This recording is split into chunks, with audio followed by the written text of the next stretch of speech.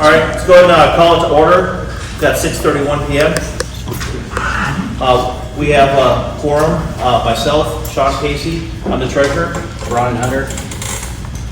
and Brad Chapman, the secretary. so we have 3 of the 5 board members, and Deborah and Steve are both online. All right, first thing is to approve the March 2025 minutes. Yeah, right here, good. Second that. All right, I'll make a motion to approve it. Second it. All right, March 4th, 2025 minutes have been approved. Financial review. Got the latest numbers as of yesterday, 5/6. It's currently in the operating, we have 252,000. In reserve, we're sitting at 335. Capital improvements, we're sitting at 127,000.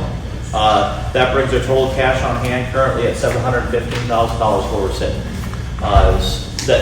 So that's come up quite a bit. A big contributor to that is that we have the rental that kicked in, and April is a collection month for dues, and the pool season is only 3 days into it.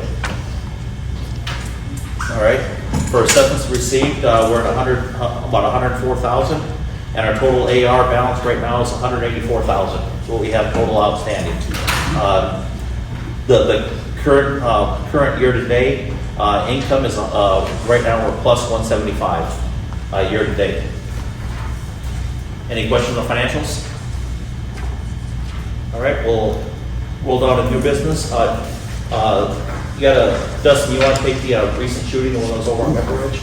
Sure. So for those that everybody know about, or that there was, so there was a shooting at a residence in Pepper Ridge.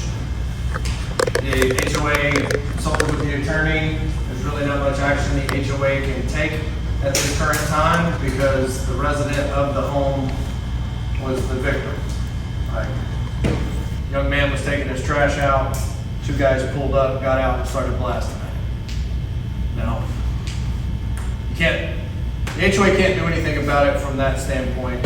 The resident of the house didn't do anything that violated any covenants or anything like that within the community. So that's where we're at with the recent shooting. There are other things in play behind the scenes that led up to that shooting, but there are minors involved, and we've got to wait for the police investigations and all of that stuff to be completed. But yeah, so that's not all we can say about that right now.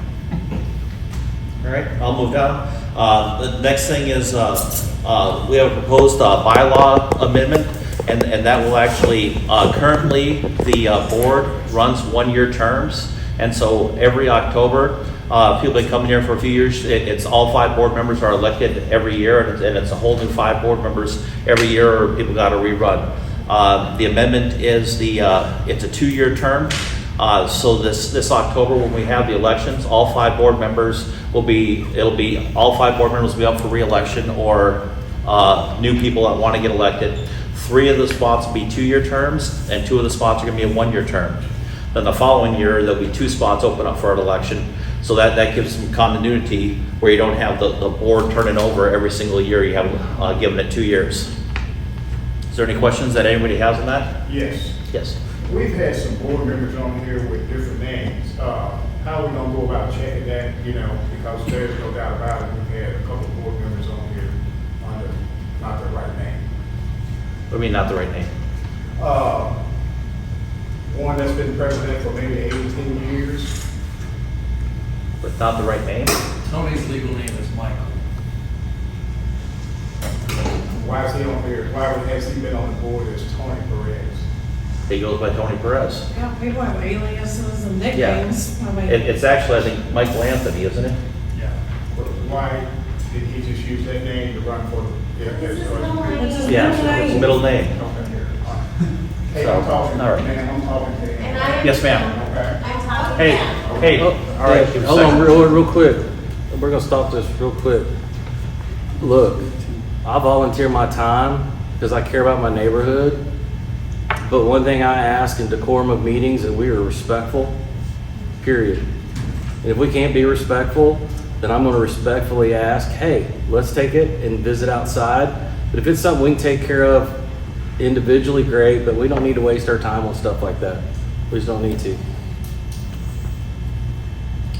Yes, ma'am. You said 3 positions would be 2 years and 2 positions would be No, 1 for this next election, What would be the 1 years and which was? it'll be 3 positions. Well, the way it's set up is that the board decides who's into what positions. So they get elected. It's not like, hey, I want to run for treasurer, or I want to run for president. And which positions would be? Well, all 5 positions will be up this year because they're all 5. 3 of the positions, 3 people will have to put on there if they want to run for 2 years or a 1-year term. And then once the election is, if they can do that, then they'll have to, that'll be who's on for a 2-year term and who's on for a 1-year term. Yes, So sir. to answer your question, ma'am, it's probably gonna be, it'll look something like this, right? For the 2-year terms, it will be president, treasurer, member at large, or director at large. And then next year will be VP and secretary, or something of that nature. Well, I think the reason why there's a little bit of confusion is because like last time, we just had 5 board members running. They didn't say what position, they just ran. You're right. So that's why we're going back to, I am running for position. You can. That's why I'm saying there's confusion on that part. Right. Because it used to be, so-and-so ran for president, so-and-so ran for secretary. Then the past, I don't know if it was 1 or 2 elections, they were just like, I'm running for the board and that's it. And then the board decided on who did what. Which is pretty common on an HOA board. Well, that's what I'm saying, as far as this HOA board, they changed how they get it. And it seems like they're going back to, hey, I'm running for president, I'm running for this, we're all running that. That's what we're trying to get clarity on. For everybody's clarity, there's no extra power between the president and the member at large, aside from the fact that the president can execute a contract. But that contract can't be executed without a majority vote of the boards to approve it anyway, right? So the title is simply that, it's just a title. It still takes 3 out of 5 to get something done. And that's why you'll see a lot of times, that's why this year I'm gonna be president and I'm on next year, but I don't wanna be president, I just wanna be something else, right? There's no really any less responsibility. But I get your point on it, for sure. My question was, as in the past, there's some years that we haven't even seen 5 people even want to participate. So what do you do with that when you're going to put a term on something and you can't get it? Same thing we had this past year when we were coming up, that we only had going into the week of the election, and that's why we had to extend it out because we only had 4 people that put their name in the hat. Right. But for coming in this year, and then they extended it a week and got a couple more people so at least they would have, and it was, this year, was there just 5 that ran this last year? Yeah, so it was open the election up and that's it. But if only 2 people run and nobody else does, then you play with what you got on the floor. And there is some legislation on the docket at the state legislature level to where there's some potential new laws that are coming, or not new laws, but adjustments to the Texas property code that do not allow boards to just appoint anymore. If you're gonna be on the board, you have to be elected by the members. So that might throw a wrinkle into things as well. But if 2 run, you run the community with 2 people. All right. So I'll make a motion to allow the 2-year terms. Second. All right. All in favor? Yep. Any opposed? All right.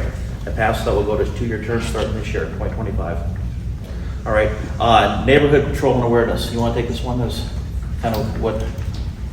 I know that I threw it out as an idea. I know that Jack's asked about meetings. I didn't know if do we have people that are interested? I know the more that we have in our neighborhoods with eyes open is great. One of the things I do notice is we get so much miscommunication on our Facebook pages.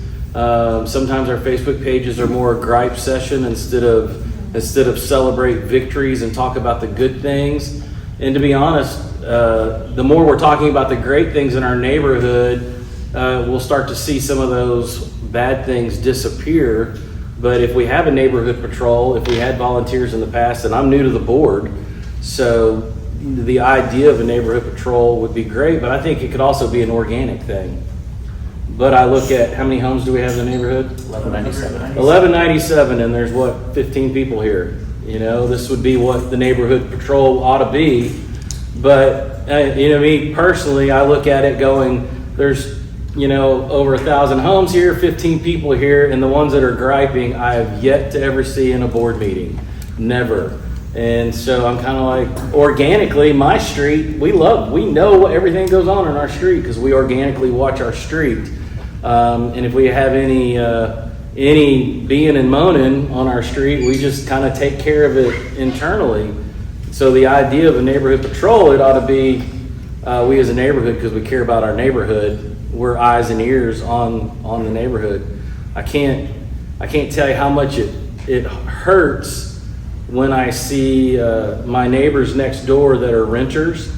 They've been in the neighborhood for 10 years and they're phenomenal, but they feel like they've got a bullseye on their back because they're renters. And I'm like, that's horrible. And their car was stolen, you know. And fortunately though, all the homes in our street, they were able to see it. They were immediately sharing video, and we were able to catch the kids, you know, able to go to the high school, arrest them and catch them. So I didn't know if there'd been, Jack, if you have heard anything. Has there been a neighborhood patrol before of volunteers? Of course, you've got, what is it, Code Blue and Citizens on Patrol. There are some people in the neighborhood who do that, I know. Kind of what I was asking the group that I have, and there were about, I want to say about 80-something people responded. And out of that, about 50-something said they would come to a meeting, and and some others said maybe 20-something. And I'm working on trying to coordinate with PD and find a time and maybe a place, maybe even the new community center when it opens, for kind of just for people to get and hear some authorities on what you do to do the organic things you're talking about, and to know how you can as a neighborhood actually, you know, lower the crime rate by watching out for each other. I'm curious how many of the small amount that's here, how many have cameras on the outside of their house? Yeah, but I would imagine your camera covers quite a few homes. You know, to me that would be, I bought 2 nice scannable cameras to put on my house. I paid $70 for them from Amazon. You know, I would almost be willing as a neighbor to buy my neighbor a camera to put on their house to help with the neighborhood, you know, watching our neighborhood. So. Is it recorded? Yeah. What brand is it? I'll tell you after the meeting because I'll have to get my phone. You know, that the whole thing about cameras though, I know we've got our anti, what are those cameras called out on the street? Flock. Everybody, I'm like, we have somebody saying, well, did the flock camera catch them? Well, if we get a flock camera to go out and arrest somebody, I'm going to get all of them. But the shooting, the flock camera caught the SUV, it hit it immediately, and the police officers nailed those guys. And so I'm like, the more cameras we can get in our neighborhood, the better, truthfully.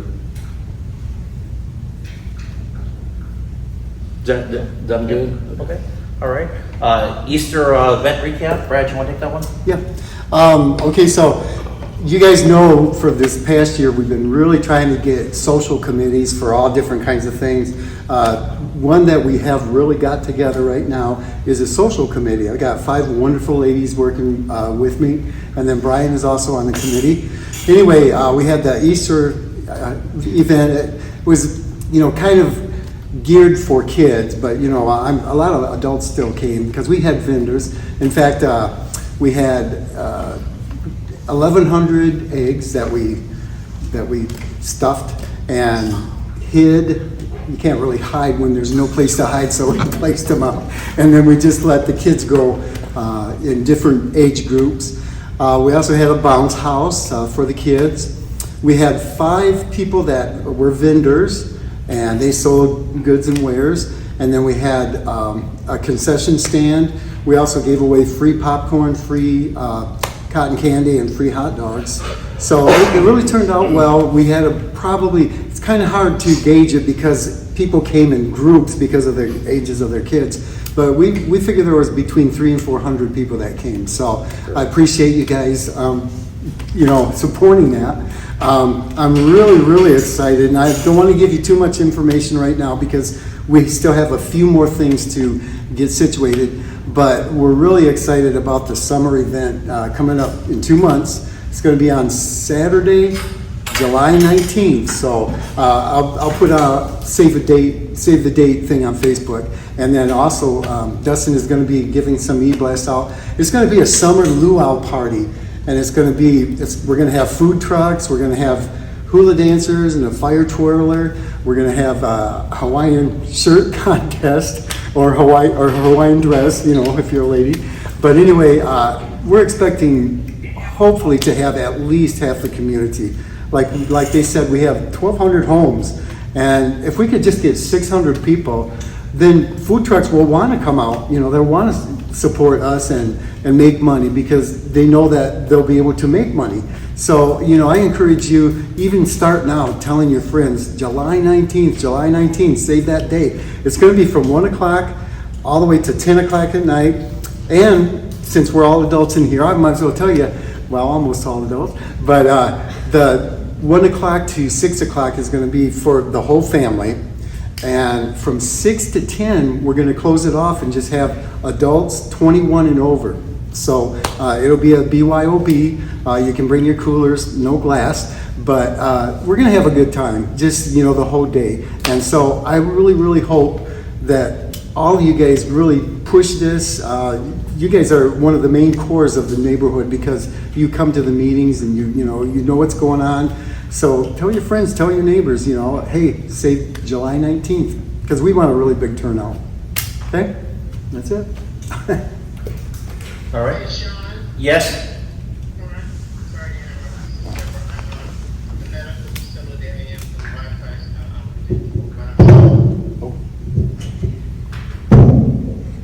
All right, I can hear you.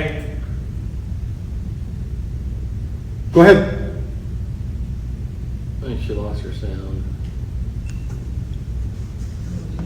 Deborah, are you there? She said she's all right. Oh, Yep. she said she's all right. Yep. Okay. Is that what she wanted? Yes. Oh, that was Deborah. She, the president, and she had some hospitalization recently, and she just wants everybody to know that she's doing okay.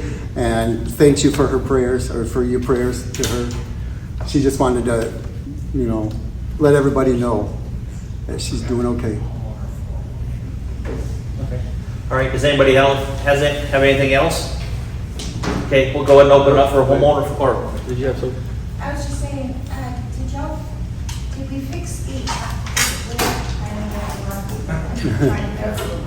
We're told everything's good to go, just like we were last week before the pool's open. So we'll find out Friday when it reopens. So we have extra manpower on deck to field calls in case it doesn't, so we can. The app, this wonderful, glorious PDK app that we have, let me tell you, it's amazing, right? It seems the full entry thing is an annual It is. issue. It is. And whether it's PDK or XYZ app, they're all about the same. Bobs or whatever they are. Correct. RF cards. Right. So we've ordered key fobs in case anybody wants to go that route instead of use the app on your phone and Bluetooth, etc. We're perfectly okay with, because the less technology involved, the more likely it is to work. So we'll find out on Friday. But yeah, we've already got people ready and standby on the phones and field phone calls. Security guards will be here this week. This is their first week for the season, so that's really going to help out, because we've kind of given them the instructions, hey, these next couple of weeks getting started, like, we're not going to be jerks about letting people in or out. If somebody's app's not working, we'll sort that out after the fact. They'll be sending us addresses and people to contact as well. So just the pull start up, turn it on and see what's broken, annual triage. All right. But you did it before. We did it for 2 weeks leading up to last Friday. All right. Does anybody have any? Yes, sir. Yeah, I'd like to talk about lawn yard maintenance. I've seen some improvement over the last couple of years, but a lot of room is needed for improvement. So, kind of discouraging when you kind of peruse the neighborhood. My wife, she asked, has anything changed? You know, I mean, there's a number of properties that never change. They're not, you know, weeds are tall. And so how do we know that those properties are being addressed? We drove the community last Thursday, the 25th, or Friday. I think our inspector sent out 153 violation letters, 93, because this is a hot topic in the neighborhood. There's people in the room that are coming to complain about receiving letters. 93, I think, were for tall weeds and flower beds. The remainder were for just, you know, trash cans or what have you. It's the beginning of the spring, or we're in the heart of spring, right? Weeds gonna sprout up overnight, even if you mowed last night. Like, that just is what it is. We have a property So that's let me finish. I'm gonna answer your point. About yards in general, yes, there is progress. And there's massive progress compared to this time last year when we took over the community, managing the community. And that's not about NTX doing a great job. We're just consistent with enforcement action. But there are more than 30 to 40 homes, so about a 25%. Last year was about 175 homes that we were hitting. And now we're down to about 110. 30 to 40 people in this neighborhood have dished out $5,000 to $7,000 and resodded their entire yards, trimmed their trees, thinned it out, all of the things that are outlined in the letter. But it's not something that's going to happen overnight, nor can you have that expectation of an entire community, right? Some people, I'll use Jody as an example, takes great pride in his yard, spends a ton of time on his yard, etc., right? And that's his prerogative as a homeowner. Other people don't care, and they'll wait till the first heat wave and they'll scalp their yard so they don't have to mow it for a month. It's just a matter of priorities for somebody that people have for their homes. Does that make sense? Yeah. So it's never gonna 100% be there. The only thing the HOA can do is just keep pushing it forward. And if we really wanna be frank about it, an HOA can't necessarily force someone to address an issue without going to judge and getting a court order. That's what it takes. Well, to do that, you're looking at $10,000 to $15,000 in legal fees just for that one particular instance.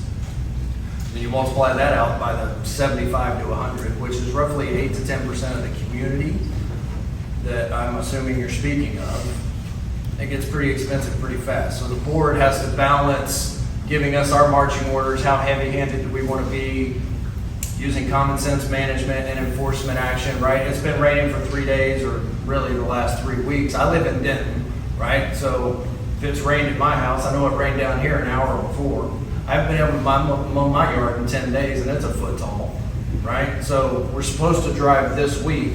Well, there's no point in driving this week and sending out another 150 letters for tall grass when we know for a fact that nobody can get out and mow without running up their yard and being muddy. So we're pushing it back a week. Right? So it's that balance. Yes, the HOA has the right to enforce, right? You got a flower bed and a border. The intent is to have bushes and flowers, not grass and weeds. But how heavy-handed do you want to be? You find that balance between, am I doing this just to be a policing agent? Or are we doing it with the intent to benefit the community and the overall look and feel and aesthetic of a home to increase property values? And those are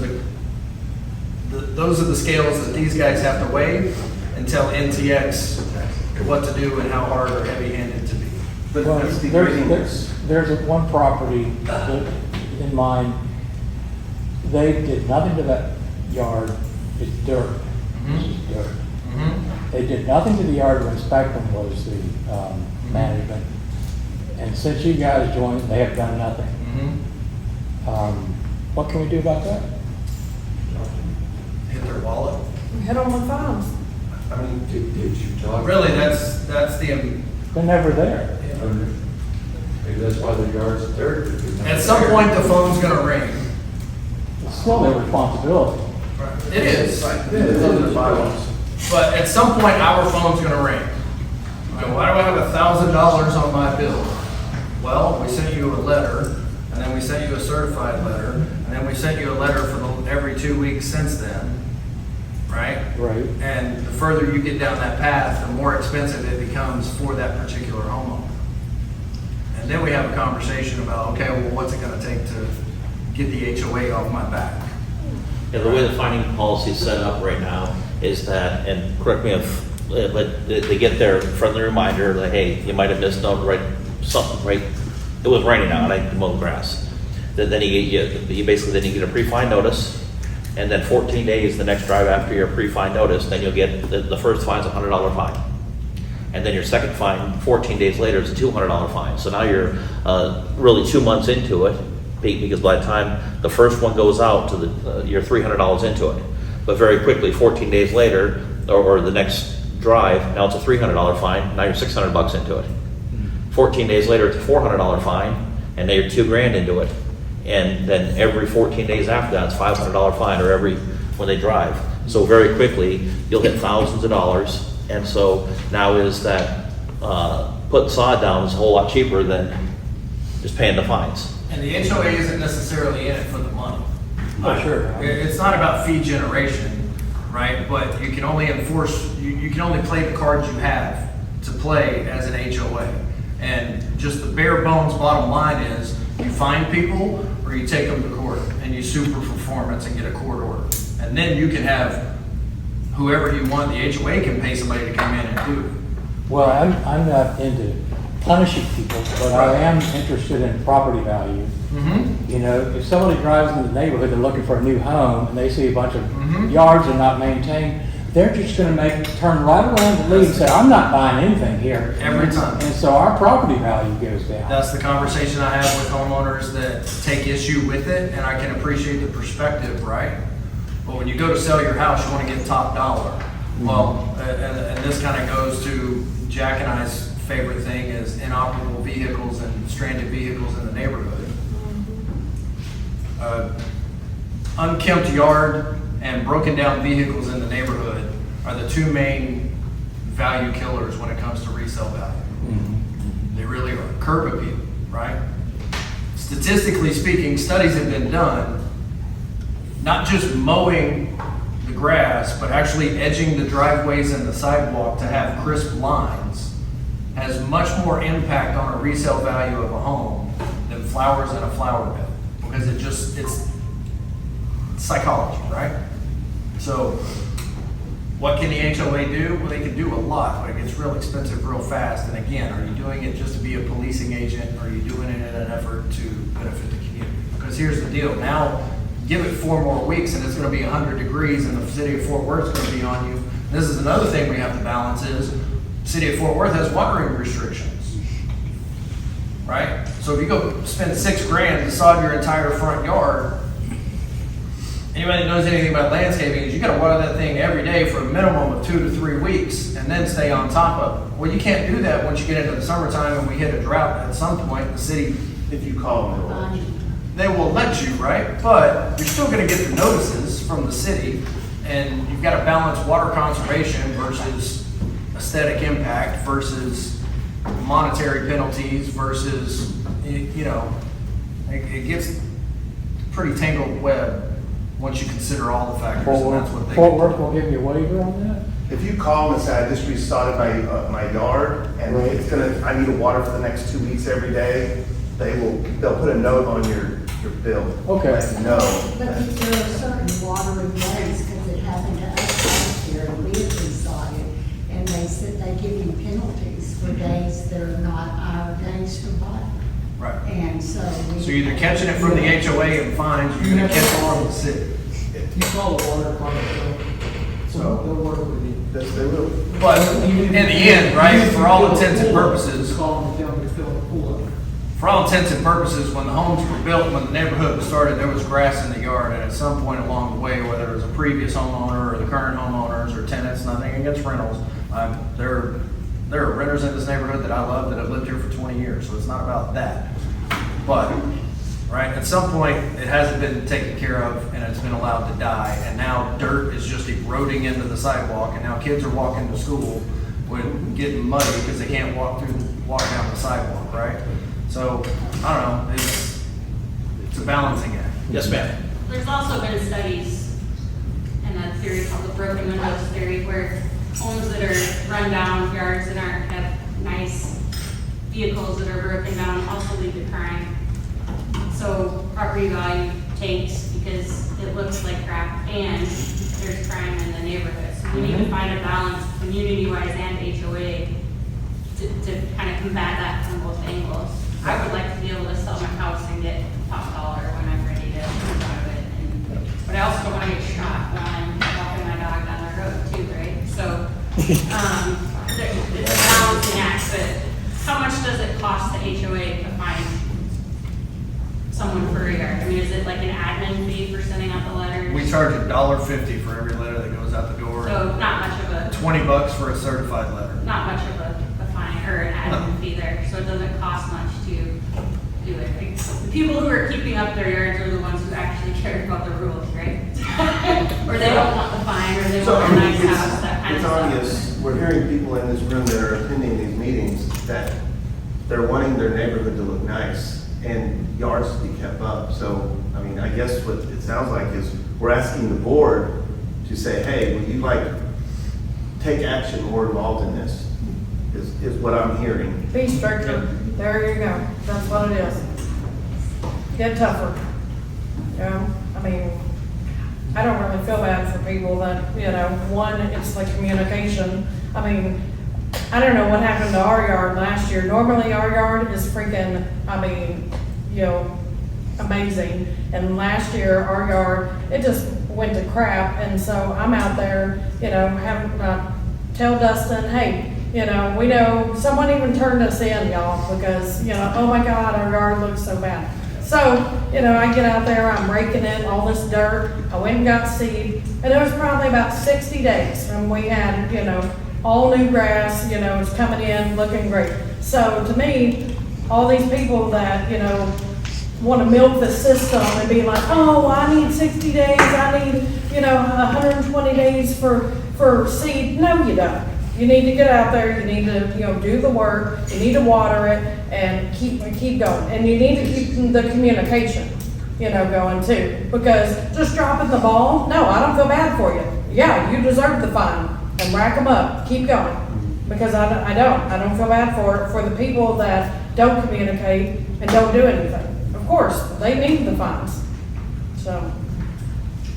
And we also have to understand that not to go against your point, Paige. But, no, right? Not everybody's financial situation is uniform in the neighborhood as well. Right? So if somebody reaches out to us, hey, I can't afford it, or this is what's happening, etc., we're always going to give people the benefit of the doubt. Right? And you get the first letter in the mail, just send us an email. Hey, here's the situation.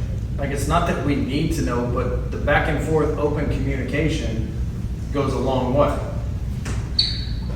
And when our property inspector drives through, we understand if somebody can't afford to resod their yard, okay, great. I just reseeded it, I trimmed my trees, I did this, I did the manual labor that I can, I'm working within my means.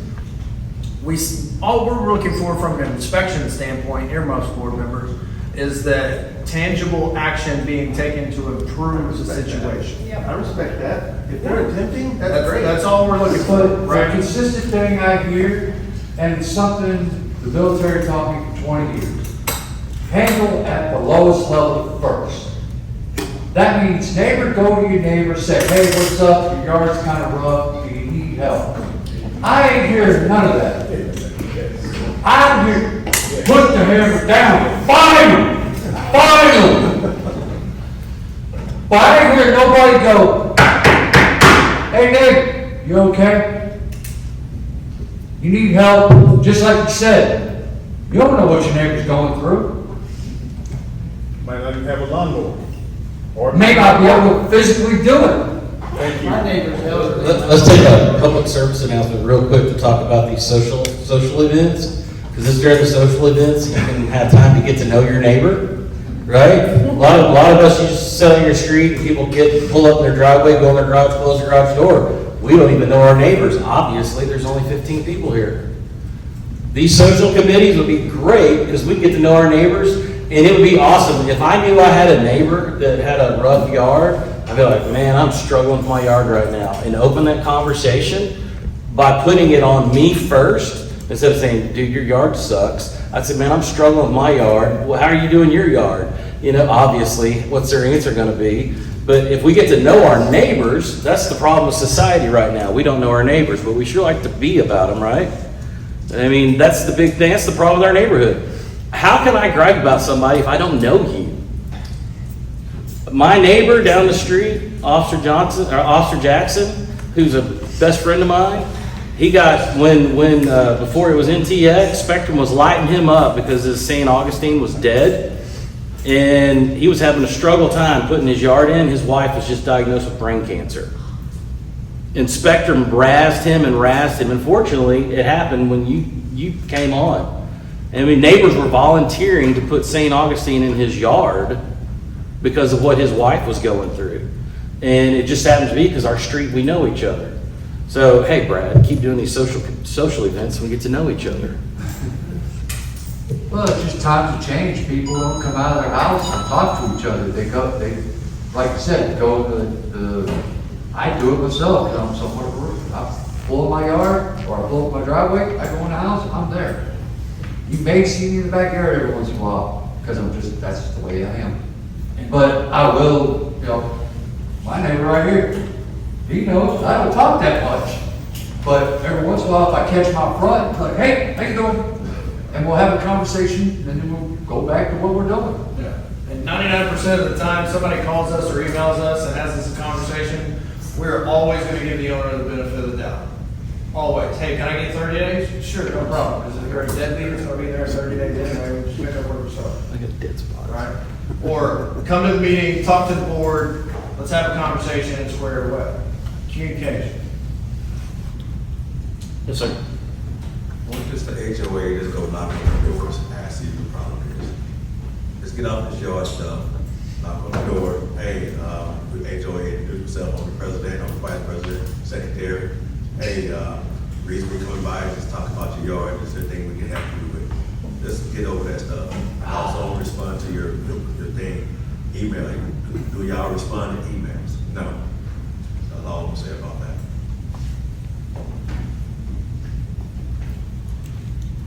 Putting on HOA is a little bit rough. No, I'm not putting it on HOA. I said, get to know your neighbors. But yeah. Introduce yourself. Yeah. That's what I'm saying. Then you can bring the conversation. That's all I'm saying.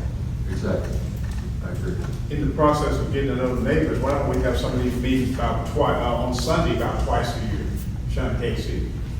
Well, you gotta think a lot of people church. I preach Sunday evening. I preach every Sunday, so I can't. I'm in a church preaching every Sunday. Yeah, we tried Saturday meetings years ago, and that never, we always had problems with those. I do know that. That was years ago. It's been on Tuesday for, Well, just For what do the best you can from the pulpit. I don't think you're preaching all day long, are you, on Sunday? Well, for 14 years, I've been driving to Oklahoma Okay, and preaching. Okay. So yeah, Okay. 8 o'clock in the That's morning till understandable. 3 o'clock in the afternoon. okay. Do we know how many people are online at this meeting today? there's 5 total or 4 total, and 2 of them are board members. And there's about Some 20 I know, here it's right like, now. people are not involved. It's, No, you know, really. but wait, on Facebook now, everybody knows everything on Facebook. In those groups, it's like, oh my gosh. That's why I don't even really look at the groups, because if you're not willing to show up, Right. say something, what's the matter? Why put it on Facebook? Right. Everybody could be a keyboard warrior. Yes. Does everybody know that they can go back and listen to the meeting minutes because they're being taped? I mean, I wonder how many people in the neighborhood know that, and that they have an opportunity when it's the time for them to be able to see what we were discussing tonight that may be of importance to them. Well, I know Jack posts them on his page, and then, I think sometimes they get posted on another page, so I mean, And there- I've seen them. The Chisholm Bridge News. For- Facebook If page. they interact too, ask questions. Yeah, well, I mean, the people online. Yeah, yes, Shane? Do you have any timeline on the 2 cameras being put up? No, we do not. And that's what between the city of Fort Worth and Flock. It is still, they're going back and That's forth. still going on? Yep, still going on. They need to give us things for cameras. We were going to buy them for how long? Yes, sir. Yeah, President, so I live on Lindstrom, right there. How hard would it be to put a stop sign right there? That's city of Fort Worth. On something like that, you there's you go to and Jack probably has more of the information of who to and what they'll do is they'll do a study to see where if it warrants a stop sign. One of the things that you I agree with you. Yeah. It's an intersection, why wouldn't they put a sign? Right. Yeah, just Oh, yeah, they whip around there all the time. go to the city. Stop signs, 95% of the people don't know what it means. It's but because school gets out, it is on that area. I would hit because you have all kinds of kids walking down Lindstrom at that school right there, and so if you hit the safety and the kids, but the city of Fort Worth that does that. And Jack can probably give you the information of exactly who to put you in contact with. The city, there's a city email address on the agenda. Yes, it is. To do it, so initially somebody has to contact the city. That's just a generic catch-all email address, but they'll put you in touch with the streets department. Somebody at the streets department will contact you or traffic. And essentially, somebody has to request a formal traffic study to be done. And they put those little rubber strips out there to count how many cars and at what frequency and at what speeds they're coming through. And then they have to take all of that data and they bounce it against TxDOT rules and regulations on thoroughfares, ingress and egress rules and things of that nature to determine whether it warrants a stop sign or not, or a traffic signal out here, right? Believe it or not, according to TxDOT and traffic safety engineers and all the people that sit in offices in downtown Fort Worth, Harmon Road doesn't get enough traffic to warrant a stop or a stoplight at Running River. It's crazy, right? Because the state, TxDOT really mandates that stuff.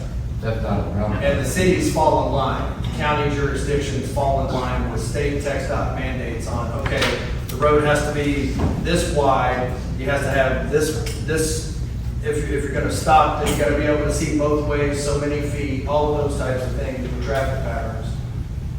In reality, we all know there's one that's needed there, 100%. But getting the sign off and it actually going in, that's a totally different deal. It's just a bunch of bureaucracy and red tape. Get in touch with the direct district guy for this area. And I hate to say it, right, but it takes just more involvement from the people that live on Lindstrom and Tribute in that intersection. Again, knocking on doors and getting to know your neighbors. Hey, I went on to ChatGPT and it spit out this request for a traffic safety study and all of this for a stop sign. I'm gonna email it to you. Will you piggyback and email it too? Will you piggyback and email it too? A petition with the city of Fort Worth goes a long way. Right. Jack does it all the time. He'll copy me on emails to the city and I immediately cut, paste, and submit my own thing to back it up. The stop sign that's right there on Marlowe, it used to be there. It's on Marlowe and Running River. I've been in this neighborhood since 2003. That's And because so, I take that.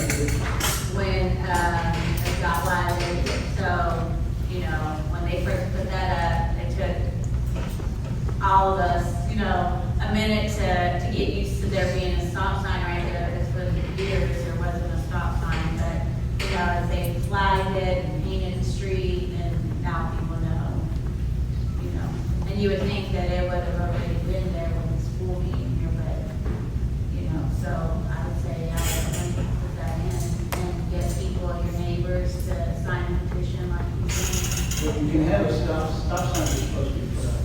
If you walk all these streets, all of them have a stop sign and some don't, just bring that up to them. And they'll, TPW will actually come to one pretty quick.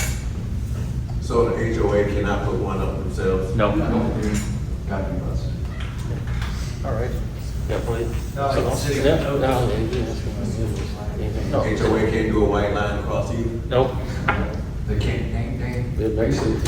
So I know back in the day, we tried, when I was on the board, we tried to see If we could paint the if curves. we could paint the curves 15 feet because people were parking right at the stop sign. It's really hard to turn, you know? And I guess we couldn't do it. Yeah, we were. well, no, that's city has to teach you on that one. Right, but I mean, we asked to try to see if we could do it because people were parking right at the stop sign. You can't turn. Isn't that in the traffic law? It's traffic law, but they don't enforce it. They don't enforce it. We have a bus that gets stuck on our corner. Yeah, I bet. All the time. I bet. So we tried to do it and they wouldn't do it. Like anybody who park, because I'm on that corner of Tribute and Lindstrom, I tell anybody, it's like park behind the storm drain, because that's plenty far away from the curb. You're not blocking up that curb and, you know, whatnot. But of course, they get a little nervous because they're like, well, it's around the fence, and I'm like, you know, I got a little mess with your car, but whatever. Right there is a bus stop, that's why I keep, yeah, right there, that's why, so, that's why I really stop sign. All right. Anybody else, anything else? All right, you got something else? Just one thing, I'm the newest kid on the board, and I have to admit, for 15 years in the neighborhood, at times I was the negative person. I've always tried to be a positive person. And one of the reasons I decided to do this is I saw that there was just a lack of people signing up. And the board meetings that I came to, I always saw some of these guys up here that I didn't know just getting beat up. And I'm like, who would want to put up with that? That's just horrible, you know. I'm like, I deal with teenagers, and I've worked 30 years in the church, and you know, it's always the 10% that does all the work, and the other 90% do the griping and moaning. And I've always said I'm more than willing and humble enough to learn from mistakes, and I know that we're human and we're fallible and we mess up, but we learn from that. But by golly, if we can as a neighborhood celebrate our victories, celebrate the good things going on. I look at the fact that a flock camera triggered a SUV and the police were able to get it. We need to celebrate that. Those are things that need to blow up on Facebook. That Jack and these ladies, who I don't even know all of them, but I've gotten the 5,000 text on the deal, and he put me on. I volunteered to be on the committee, but I've been so busy, I feel bad I haven't been able to do it. We need to celebrate these women that are pouring their hearts in this, and Brad giving up his time. These are victories in our neighborhood that build the community. And if we can build a family and build a community, then we got our own neighborhood watch organically taking place. And I literally stopped following Facebook a little bit because it was so negative. So I'm like, you know, truthfully, I'm man enough. If you got something, come meet me. I want to meet you. My email is saltshaker4@gmail.com. Shoot me an email. You know, I'm more than willing to engage. We're neighbors. I don't necessarily agree all the time with what my neighbor does, but we're still neighbors, and I'm going to watch his house. I got his back because we're part of Chisholm Ridge. You know, even our neighbors that rent, you know, and so I look at the more we can celebrate what's going on with our committees, our social committee, that's huge. 300, 400 kids. I asked some of our kids on our street, they thought it was the greatest thing that's happened in the neighborhood since they moved here. And they've been in the neighborhood for 5 years. Their kids loved it. They're like, what are we doing next? Those are things we need to celebrate. I volunteered for that, and I had so much fun seeing the joy in those kids that came. I did face painting for those little ones. I didn't get up and see what else was going on because the attention I spent with those children was amazing. I just was so filled. My heart was so filled with joy and warmth to see how much fun they were having at that event, and I think the next event is going to be even better when the families get more involved and sharing more of that as well. I agree. Yeah, yeah. Thank you for volunteering. Of course. Thank you My very pleasure. much. Been really having fun. All right. Nothing else? With that, we'll go ahead and adjourn on a positive note. At 7:21 PM.